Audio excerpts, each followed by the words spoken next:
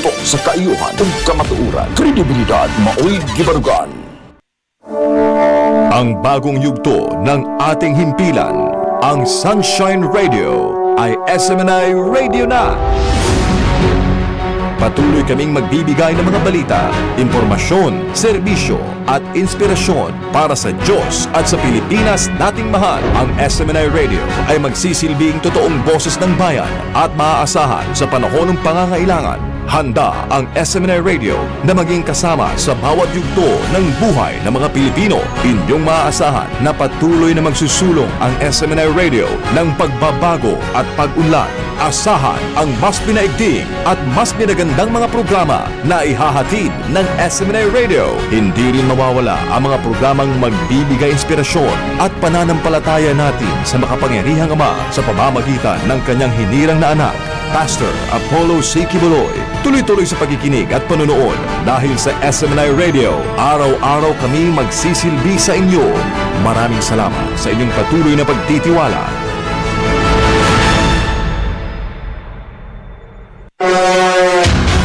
Serbisyong kapartner ng bayan. Kapartner ng bayan. Ania ang tulamanong mo paila sa lain-laing ahensya, organisasyon, personalidad o individual nga andamugahin sa ilang serbisyong kapartner ng bayan. Atong sayron ang mataglaka nga nabuhat na ug angay pang buhaton alang sa ikauswag sa matag komunidad ug sa nasod sa kinatibuk-an. Serbisyong kapartner ng bayan. Ania na ang atong kapartner nga makauban karon.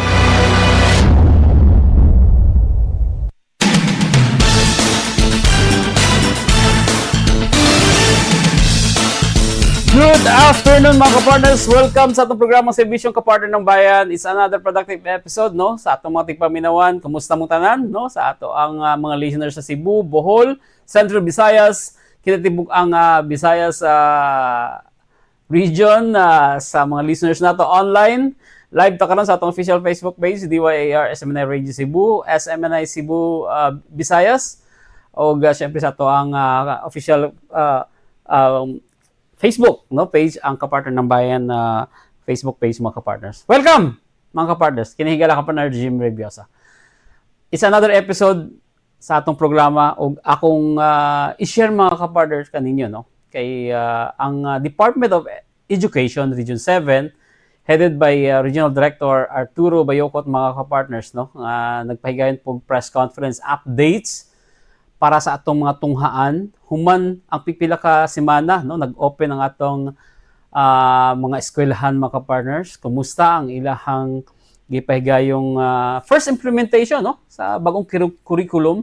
Ato naman discuss before mga kapartners nga adunay bagong curriculum ang Department of Education karon may tungod sa kining ilang gina-apply no nga di mo siya trimester no pero national term nga gigamit nga sa una di ba twice a year na no na first half another second half no karon tulo na kay ilang gi-maximize karon no ang pagtudlo sa atong mga tinun-an labi na sa ilahang pagkat-on no sa mga lain-laing mga subjects. Kini siya scientific nga gi-studyhan gyud sa Department of Education para mausab ba no na i-development ang pagtulunan sa atong mga tinun-an kay di ba we've heard from several news nga medyo nag-decline no ang ang quality sa mga estudyante nato ron nga ni-graduate na lang high school di pa kabalo mabasa no dako kay problema na ginatubang karon sa Department of Education aside sa existing na no kulang sa classroom, kulang sa teacher, kulang sa mga facilities ug daghan pang kakulangon. Anyway, si Dr. Arturo Bayocot mga kapartners atong Regional Director sa Region 7 aduna siya updates. So mao ni akong ipadungog sa inyo mga kapartners atong mga tigpaminawon. So nito dugayon paminawon to ang gipahigayong press conference sa Department of Education Region 7. It should be a collaborative effort. But I also would like to emphasize that DepEd people do not have police powers. Kami, we can just do so much. Kasi may limitations man, no? But again, it should be a collaboration in terms of knowing the source, tinuod ba, fake news ba, how we address it. But the PNP, our armed forces, have great roles. And we are hoping that they will back us up in terms of these issues. No? Kay ang DepEd, wala man na matrain good kaayo unsaon ng pagpangita sa laod, sa mga nakasala, may nga ano. And again, to be straightforward about it, wala man good may police powers. But it does not stop from the teachers to also extend, get an extra mile to be able to help the root of the matter. But again, backed up by our armed forces, LGUs and everyone in the community. Okay, speaking of collab effort, ang nagkigalay na ba sa inyo ang NBI 7 since they are also doing or mag-launch na sila sa ilahang nga himuon nga module about sa cybersecurity and physical security nga maoy lakang ron sa bagong regional director. Nagki-coordinate na ba sa inyo ang NBI 7 just to come into fruition kani nga matang RD? On one-on-one, not yet at my level. Pero there have been discussions at the Regional Development Council, chaired by, of course, Governor Pam Baricuatro. No? Kanang mga Regional Development Council meetings are, of course, all agencies, all directors are there. We'll even have private representatives, no? Private sector representatives, o mga politiko. And these are right forum to present things like this. No? And then, naapoy mga ongoing partnerships at the superintendent level. Ang mga superintendents manggod ang direct contact sa atong mga armed forces, sa atong mga politiko at their level of jurisdiction. Panalitan, may issue man ni sa Bogo, we have the superintendent of Bogo. Issue man ni sa Dumanog, we have superintendent Senen. No? Because they are at the micro level. While ako, I'm guiding all of them, but the data in the region is macro. And if you want detailed, disaggregated information and data, it's with the divisions. It's with the districts. School level, it's with the principal. So I hope these different levels of governance have to work and align and coordinate vertically and horizontally. Very important. So again, I'm sure ang NBI had partnership engagements with division level and at our level, yes, sa RDC, RPOC, kanang Regional Peace and Order Council. And so far, in my level one-on-one, at the regional office, wala pa naman. But with that, how important kani inganing matang sa collaboration? How important on the part of the DepEd kini pagpaningkamot sa mga tinugyanan sa balaod sa pagpasabot gato sa mga tinunan, mga magtutudo ingon man sa mga ginikanan on protecting themselves kung isgutan nato ang safety and security nila, RD. Thank you. Very important because that's their expertise. That's their mandate as an agency. Especially, di ba guna mahimo lang sa usa ka ordinaryo nga tawo in terms of kanang mga intelligence networks, no? That's very important. And ang atong Pilipinas, or kita, have recognized that whole nation's approach, I think, is the best approach of the many approaches we're trying at our levels. No? Kasi bawat suliranin, ecosystem kasi yan eh. No? One affects the other and one cannot live without the others. So if we want the entirety of it, tulong-tulong talaga tayo lahat. Media even have very important roles. No? So again, that's it. No? Mandato nila, and DepEd is always appreciative and happy and grateful for all the support of these agencies to secure safe schools. Next. RD yung bundag Rocky Labare sa Bombo Radio Cebu. Ano ba'y kamanduan gikan sa National RD nga nagatugod sa pagpalambo sa media literasiya sa usa ka bata RD since niining mga minors nga na-involved sa online threats sama lang sa inayawan 13 years old ang suspitsado sab ni. Adili lang yung issuance. That's part of the curriculum now. Especially at junior and senior high schools. the media literacy, the information literacy, and all that, no? So part of the subjects, na dito naka-integrate, and not just in one subject, but in many subjects, no? Kasi kailangan talaga, with the technology season and era and years that we are now, we cannot just lag behind. No?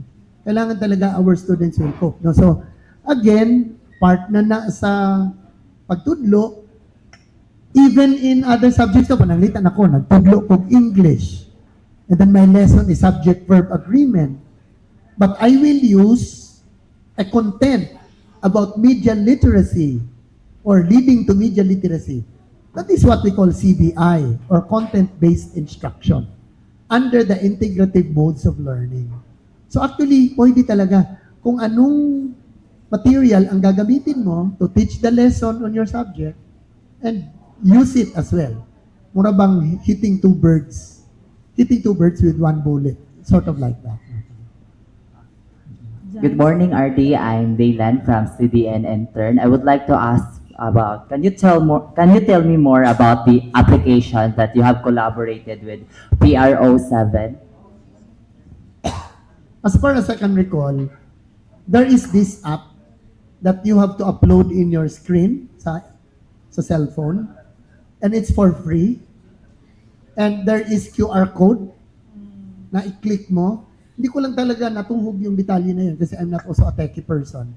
But we can always invite PRO because they're more than willing to make sure that everyone understands the app. No? Kasi itinuro yan sa mga superintendents and then superintendents will invite again the PRO at the level of the schools para si principal magkaroon ng ganon. Kasi by just a click, ganito kasi yon. Kapag nasa vicinity ka ng Lapu-Lapu, kasi makukuha naman kung saan yung exact location mo. Pag click mo, agad-agad, yung information mo na clinic, pupunta agad sa pinakamalapit na police station. Oh. Kaya lang, nakaset ang cellphone mo na Lapu-Lapu ka. Pag pumunta ka ng Talisay, kailangan mong i-adjust din na dapat sa Talisay ka. That's what I remember about the explanation. Kasi pag click mo, Talisay ng pinakamalapit na station. Kasi pagka hindi mo ni-transition to Talisay, pag click mo, baka sila Lapu-Lapu pa rin ang ma-reach out mo. So may mga adjustments. Pero kasi naman, yung mga bata natin, kung saan nakatira, doon nag-aaral, doon lang din na naglilibot-libot. They don't have to change that often in terms of location. Pero pag mag-shopping ka, so kailangan mo rin i-adjust. Yun ang sinabi nila. Ang challenge lang talaga is the old model kind of Androids ang magagamit mo yun. Kasi we tried with our iPhones, hindi siya tumalab. So, magagamit. Jan? RD, good morning. John Kimbote from GMADYSS. RD, na-mention na ito kaganina ang regarding sa bullying. May we know, RD, if nabatay mga recorded cases sa bullying sa mga schools, then unsay mga intervention or mga policies na to, RD, in case nga na-irect mga bullying sa mga tunghan? We have recorded cases but it's still undergoing validation. Kasi alam mo, pag dumating yan sa aking tanggapan, di naman agad-agad yan tinitingnan na okay kapag hindi na validate. And the validation is not hardly done kasi ipasa lang naman yan sa division, to the district, to the school. So validation. So I cannot give you the exact cases, pero may mga kaso tayo. Tsaka ang bullying naman is of varying degrees. Kanang ingnon lang ka nga, bayot ka, imong alot, hiwi, patyo na to kitsa alot nimo, mga ganon. No?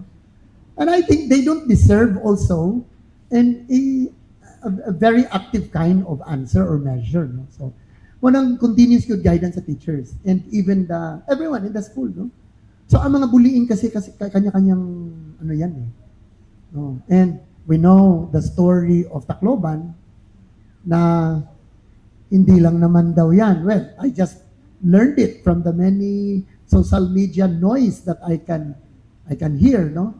Hindi lang daw yung triggered by the bullying na pangit naman ang haircut mo.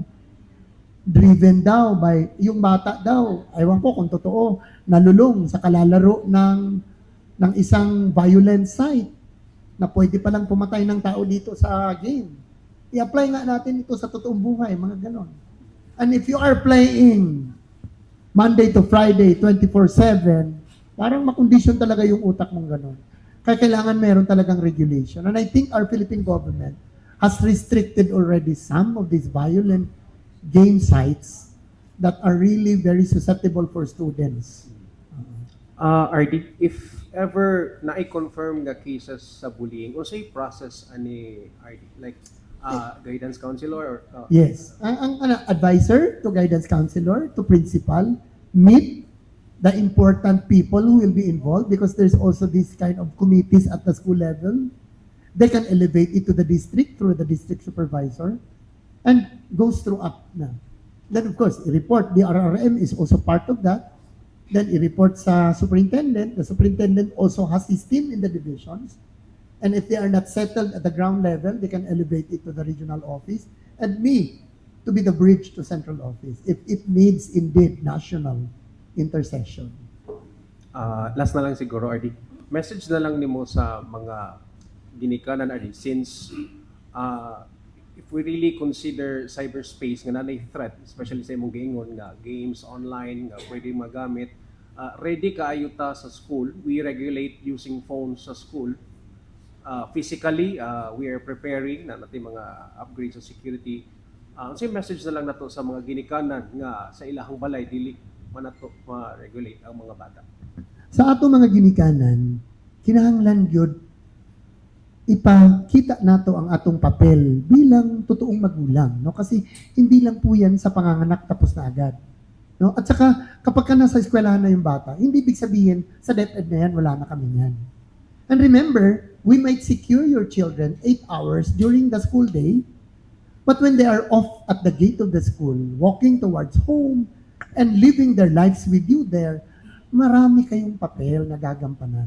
So mga ginikanan, ang atong monitoring should be on 24/7. Kanang pagdula sa cellphone, check na tunaon sa ilang gidula, or dili ta magsobra lang kay sa palangga, tagaan nato sila sa ilang gusto bisag it's no longer a need, it's already just a want, no? So, kung ano ba talaga ang kaibahan ng needs and wants, ng luxuries at ng necessities, dapat ipaalam natin sa mga kabataan yan.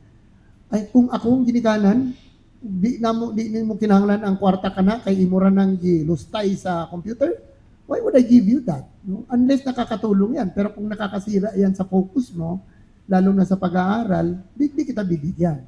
So mga ginikanan, lahi na ron ang pagpakita sa atong pagmahal. It's not just about by sharing the resources. But of course, playing your role as a guide.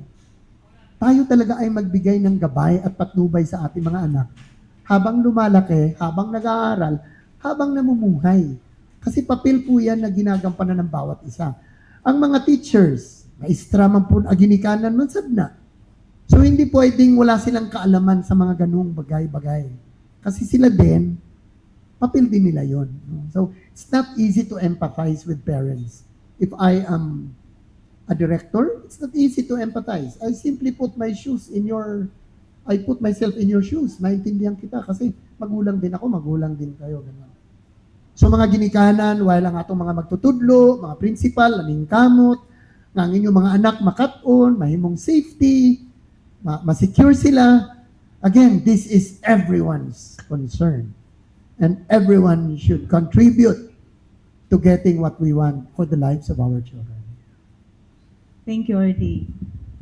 Last 2 questions na lang siguro kay almost 11 plus na.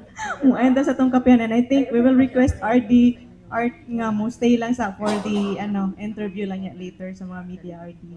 Sige, last 2 questions na lang. Good morning, RD. Jess from Radyo Pilipinas, Cebu.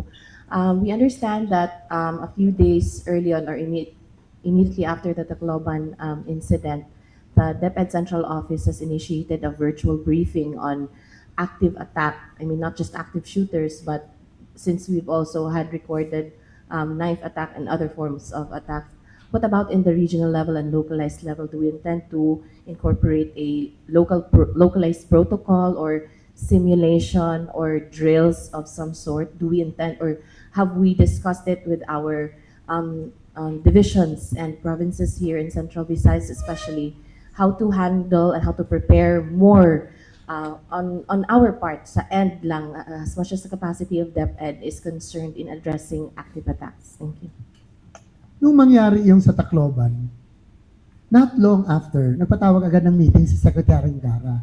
It's a virtual meeting, and no less than our secretary presided over the meeting. And the directors were made to report on what are the situations in your regions and what are actions are you ready to take, and share your best practices in the region. And of course, kapag best practice ng region, collated yan, best practice ng schools to districts to divisions and consolidated at the regional level. So, nag-meeting ako. Very timely, nung nag-meeting kami ni Sec Angara and all the directors, I had a scheduled, the next day, a scheduled meeting with the superintendents. It's a regional division management committee meeting in Mandaue.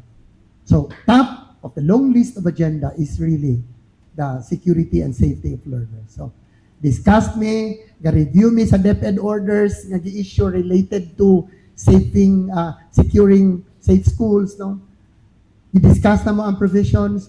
We listen to the superintendents on their stories, sa scenarios, and we discuss everything. I also allowed the superintendents to share best practices at their level kasi sila man yun ang naa sa ground level. No?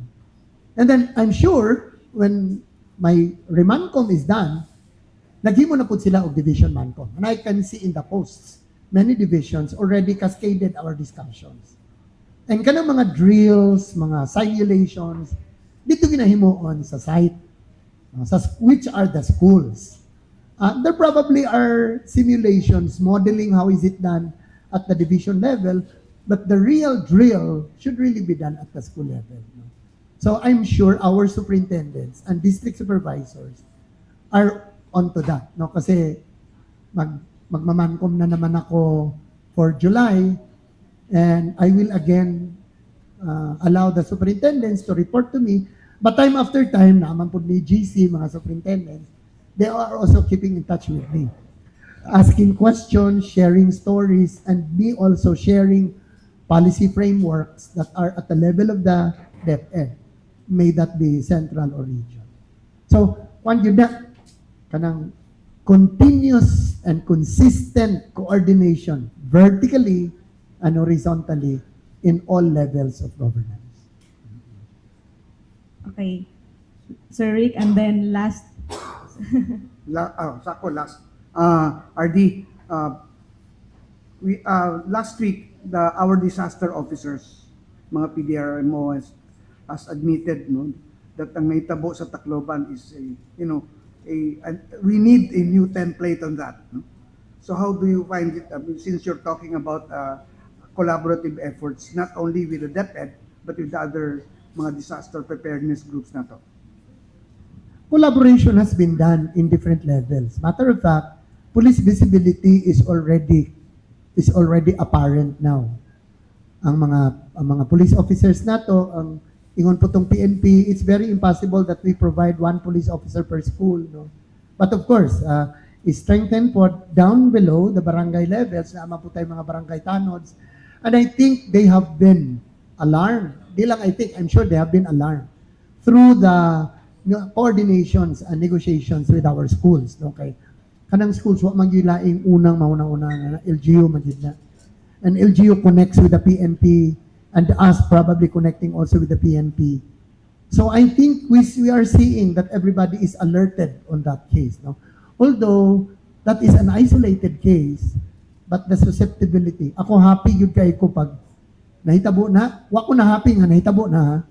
Na-happy ko nga pagkahitabo, patawag din si Governor Pam sa among meeting sa RDC, mention dayon na, and I was happy nga ang ilaha pong mga committee levels at the provincial and cities, naghimo po sila mga meetings, gahapon gani, I was happy to attend the Sangguniang Panlalawigan regular session. And they even had resolutions passed in the council about supporting sa pag-secure sa eskwelahan na mahimo siyang safety. So, without us telling them, they're doing. Because, again, ilang man yung mga constituencies. Ang ilang mga anak na amput sa mga tulungaan. Because the school's vulnerability is not exclusive to public schools.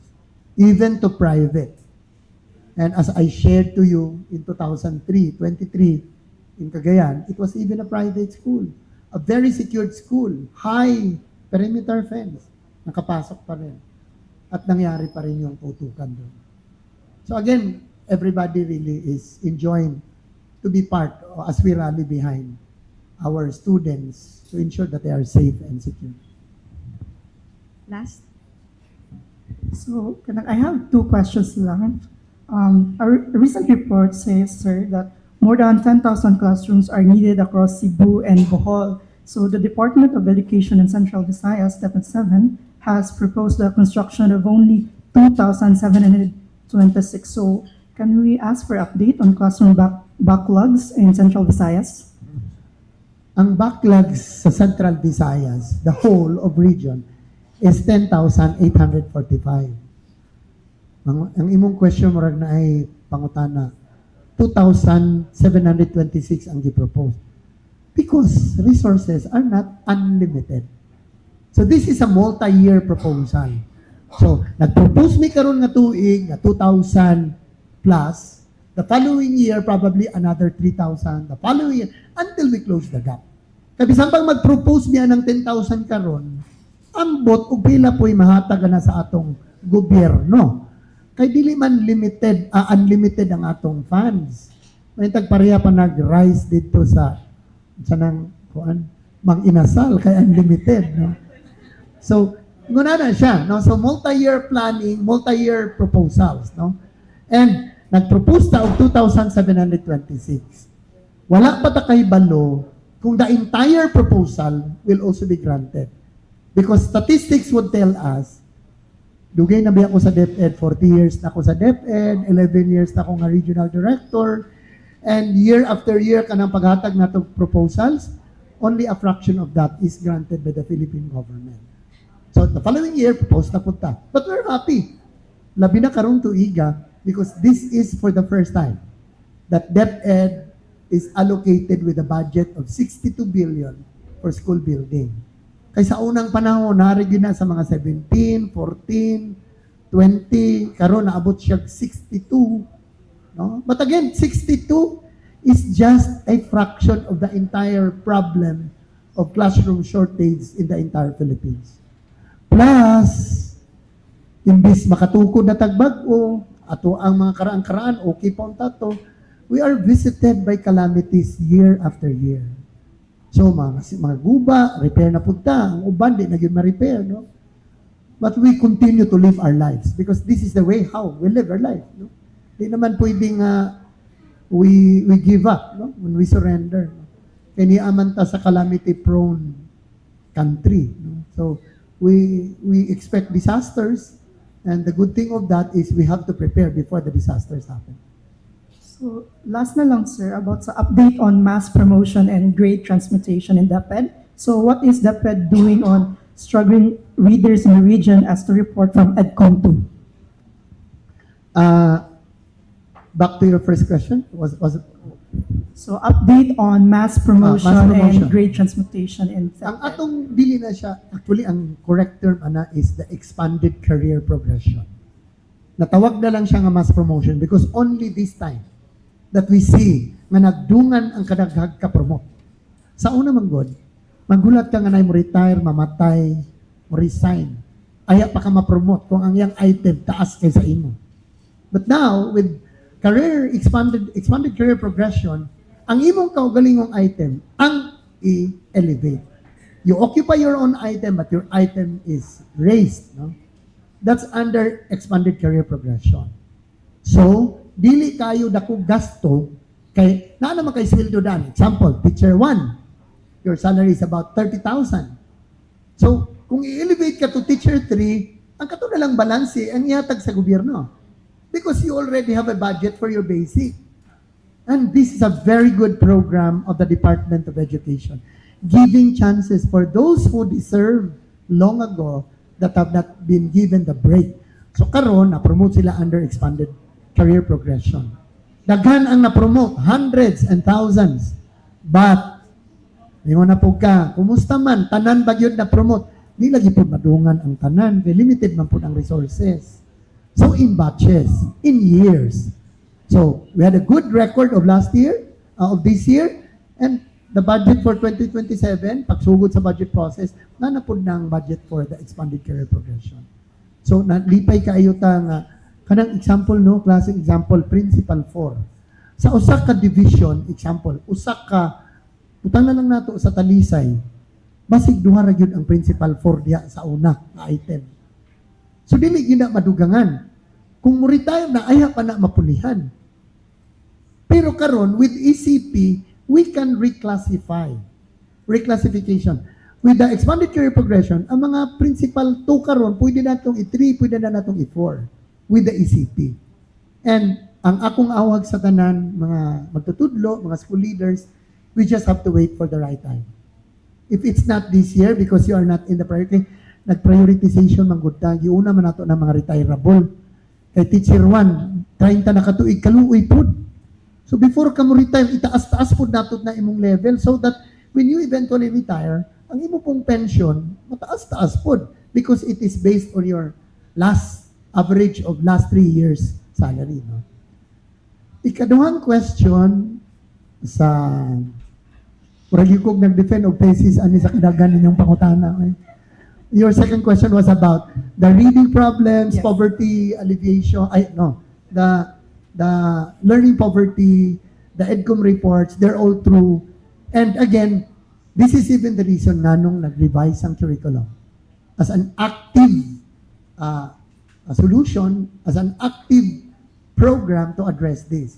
Ang atong mga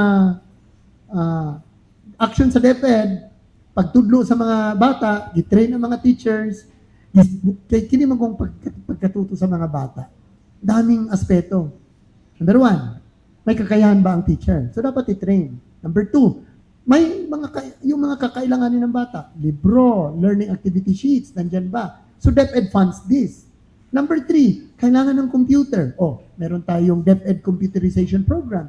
Kaya lang, taon-taon ito, may budget regular to, pero hindi talaga ma-address ang buong sambayanan kasi sa dami nga natin. Number 4, ang pag-revise ng curriculum. So, madaming aspeto. Number 5, mga school libraries. May budget si DepEd. Paunti-unti kung ilan ang school libraries. But we also have library hub. Kanang library hub, lahi na sa school library. School library is in the school. Library hub, probably, in Cebu, di kay ko kabalo sa figure. Butang na lang nato, 26 ka library hub sa province of Cebu. Tuara ni siya sa 22 ka eskwelahan. Pero ang pamaagi sa library hub, dili siya ingron na pare sa library nga, wato mga bata, mulam og libro, muling ko dito, magtuon dili. Ang library hub, daghan kayo siya materials, hulamon sa isa ka eskwelahan o usa ka bulan, tulo ka semana, gamiton, after they use, iuli dito sa library hub, kay gamiton na po sa lahing eskwelahan. So that's augmentation of what the other school libraries cannot really suffice. Natay ko na. And of course, ang atong training sa teacher really targets both content and pedagogy. Strategies and content. RD, follow up lang, with how about these learners nga nag-struggle sila with their literacy and numeracy? Is this part of the unsay kaano ani sa aral program nato karon? Natay aral program which is remediation program, tutorial. Pero ang aral program nato has another phase now. Na dili lang siya tutorial. The lessons in aral, the materials in aral can be used in the regular teaching. Kadtong mga bata nga medyo kailangan pa talaga i-remediate siya, i-enroll dito sa aral program of hours, probably after school, during Saturdays, depende how the principal and the teachers arrange it. Tapos, mag-hire ta og mga aral tutors with honoraria funded by DepEd. And before ang bata i-enroll sa aral, mo undergo siya og diagnostic assessment in literacy and numeracy kung dili pa man yun ka, imong competency is not with your grade level. So, kailangan mo talagang ayusin mo muna yung literacy. Ganun. So, ato sila sa aral program. And aral program gets a budget year after year. On honoraria, on logistics concern, no? materials that will be used, and of course, training. Okay, one last question. Okay na? Okay. So, RD, wala na may mga question. 11:30 na, no? 1.5 hour. Grabe, RD. So, ano na lang, RD, if there are things nga wala na mo na pangutana ni mo nga you need to inform the public, closing statement na lang sa nimo. Daghang salamat. I know even one day is not enough to discuss all what we want in life. No, so I'm just happy that this is really a very meaningful engagement with you. I hope we will still have this as regular, as good as possible. And then if there are questions na gusto ninyong iparating na hindi pa nasagot, you can always connect with our public information officer at the regional office, where our public affairs unit is there working, no? And then, para natong tanan, I hope we also do some reflections and tanungin, ano ba talagang mandato natin sa buhay, given the kind of work what we have. Kasi kahit ano pa man yan, the core of your function really contributes to what we dream for this country, to what we dream for our Filipino children. So I hope we'll be able to go through with that as we discern and continue to be a proactive kind of citizens in the country. Daghan kayo ninyong salamat, media friends of DepEd Central Visayas. So, gi-claim na muna ako nga media friends sa DepEd 7. Thank you, Thank RD. you. That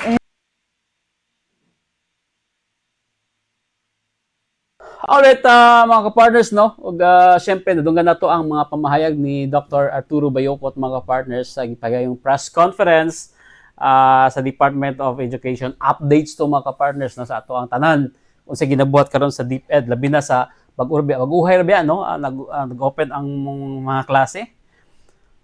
Unsa ginabuhat nila karon, although syempre na mga birth pains sa mga bag-ong implementation, no, sa mga curriculum karon, given naman na siya, no, along the way na ay mga learnings nga dapat i-adjust pod, no, ang atong mga opisyales sa DepEd sa ilang angay buhaton. So siguro along the way mohatag pud update sa inyo, mga partners, kung sa pa ilang mga katikaran o ilang pang mga ang mga angay pang buhaton, no. Nadunggan naman nato ang mga pamahayag, no, kauban sa mga questions sa ato ang mga kauban ng media, no, ang ibuhat karon sa DepEd, mga kapartners. So, di na tudugayon. Salamat kayo, mga kapartners, kay bago ta magtapos, no. Salamat ta sa atong mga tigpaminawan. Natagan po taghigayon, no. Pasalamat ta sa DepEd officials og sa Region 7. Kitagan po taghigayon nga maka-attend po inilang press conference para masabtan sa nato, no. Kay isip mga miyembro sa media, no, role nato nga ipalaganap pod, no, i-relay nato ang mga information nga ato nakuha sa mga ahensya sa gobyerno, no, mga leader nato para sa ang kadaghanan mahibal-an ng mga kapartners. Salamat kayo sa inyong pagpaminaw. Diri nagtapos sa programa Serbisyong Kapartner ng Bayan. Kauban nato sa technical side si Kapartner Felix De Serna, sa transmitter sa atong manager si Ma'am Eileen, sa kinatibok ang family sa Sunshine Media Network International. Salamat kayo. Og keep tuning sa uban pang mga programa sa SMNI, labi na sa gipagayon karon ongoing ang coverage sa SMNI, mga partners, sa impeachment, no? Og from time to time na tayo mga update. Salamat kayo. Dili na tapos sa programa. Ang Diyos manalangin ka na programa.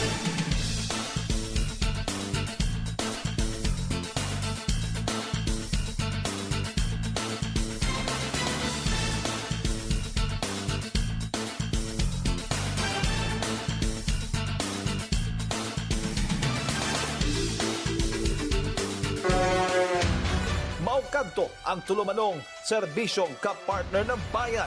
Ubani kami ninyo sa sunod na higayon, matag Lunes hangtod Biyernes sa susamang oras, 1:00 hangtod 2:00 hapon. Dinhi lamang sa DYAR 765 SMNA Radio Cebu.